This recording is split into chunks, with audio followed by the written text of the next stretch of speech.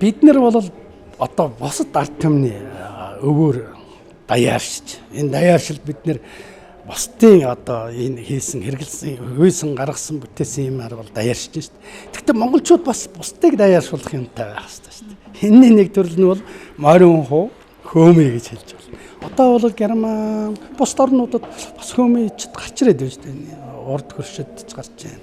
Оросын холбооны улсууд угаа сааж одоо уламжилтай. Манай өөр монголчууд ч гэсэн уламжилтай. Тэгээд энэ цаашаа дамжаад хөөмийг ялангуяа энэ одоо ер улсын ийм одоо сонин содон юмыг хайж явдаг залуучууд бол ер нь сорох ирмэлзэл их байх шиг.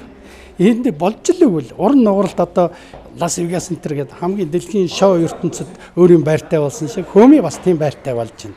Ер нь хүмүүс оролдоод ер нь ийм өндөр намартай агар сахалтай шар цэрэтэй улсууд чинь юм бол аюул хөөмөлчих гэдэг шүү.